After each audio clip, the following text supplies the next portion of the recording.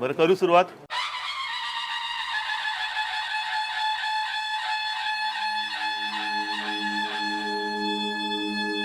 ज्या 22 जागा शिवसेना लढवणार आहे त्या 22 जागांपैकी 15 जागांची उमेदवारांची यादी मी आता आपल्या सगळ्यांच्या समोर सादर करतोय.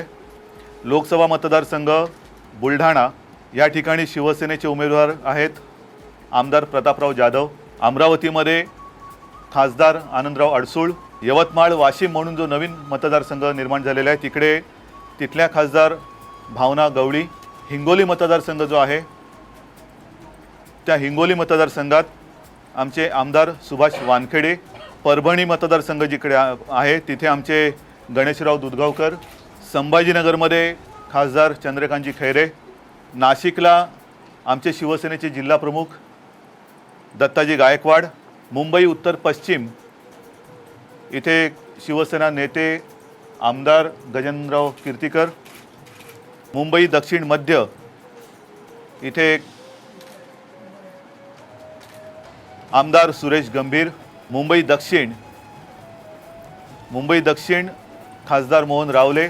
रत्नागिरी रायगड मिळून जो मतदारसंघ तयार झालेला आहे तिथे खासदार अनंत गीते. शिरूर मतदारसंघासाठी खासदार शिवाजीराव आढळराव पाटील. शिर्डी मतदारसंघात भाऊसाहेब वाकचौरे. धाराशिव उस्मानाबाद इथे प्राध्यापक आमदार रवी गायकवाड. रत्नागिरी सिंधुदुर्ग हा जो मतदारसंघ आहे तिथे खासदार सुरेश प्रभू. अशी 15 जणांची पहिली यादी मी आज जाहीर करत आहे. लवकरच उरलेल्या 7 जागांची यादी आम्ही जाहीर करू. आणि 22च्या 22 जणं येणाऱ्या लोकसभेमध्ये निवडणुकीत विजयी तर होतीलच, पण त्यानंतर दिल्लीमध्ये महाराष्ट्राचा आवाज बुलंद करतील अशी ग्वाही आणि खात्री किंबहुना वचन मी आपल्या माध्यमातून महाराष्ट्रातल्या जनतेला देत आहे. पुढच्या महिन्यात परंपरेला साजेल अशी शुभारंभाची सभा घेऊन प्रचाराचा धूमधडाका आम्ही सुरू करणार आहोत.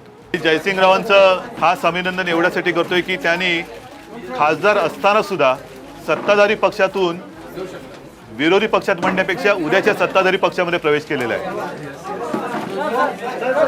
मराठी पंतप्रधान के लिए पहले सवाल मराठी में पूछा जाना चाहिए. गेल्या 3 महिन्यात 5 लाख रोजगार गेलेले आहेत. आता ही बेकारी कोणाच्या डोक्यावर आली? आज सुद्धा महाराष्ट्र जो आपण म्हणतोय की आमचा हा महाराष्ट्र आहे, या महाराष्ट्रामध्ये मुंबई सोडली तर घरादारामध्ये प्रत्येक घरामध्ये काळोख आहे. शेतकऱ्यांच्या आत्महत्या चाललेल्या आहेत. कर्जाच्या ओझ्याखाली ते बुडालेले आहेत. तर अशा वेळेला एक दिलासा देणारा 26 तारखेचा जो हल्ला बघितला, झालं 26 तारीख झाल्यानंतर आज किती महिने झाले? काय कारवाई केली आपण?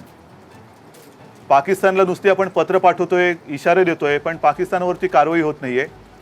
अतिरेक्यांवरती तर कारवाई होत नाहीच आहे. म्हणजे जे बाहेरून अतिरेकी येत आहेत, आपल्या घरात घुसून मुर्दे पाडतायत, त्यांच्यावरती म्हणजे त्या पाकिस्तानवरती काही कारवाई होत नाहीये. आणि घरातल्या घरात ज्या आत्महत्या होत आहेत त्याच्यासाठी हे सरकार बदलणं हे पहिलं आपलं महत्त्वाचं काम आहे. आणि मला खात्री आहे की उद्याच्या निवडणुकीनंतर दिल्लीमधलं सरकार हे बदललं जाणार आहेच आणि तिथे शिवसेना भारतीय जनता पक्षाचं सरकार येणार आहे. आणि म्हणूनच मला आत्मविश्वास आहे की उद्या जो सत्ता बदल होणार आहे त्याच्यामध्ये महाराष्ट्रातल्या जनतेचा सिंहाचा आणि मर्दाचा वाटा असेल. देशाच्या सुरक्षेला प्राधान्य देणारा पंतप्रधान पाहिजे, IPLला प्राधान्य देणारा पंतप्रधान नको. जय महाराष्ट्र.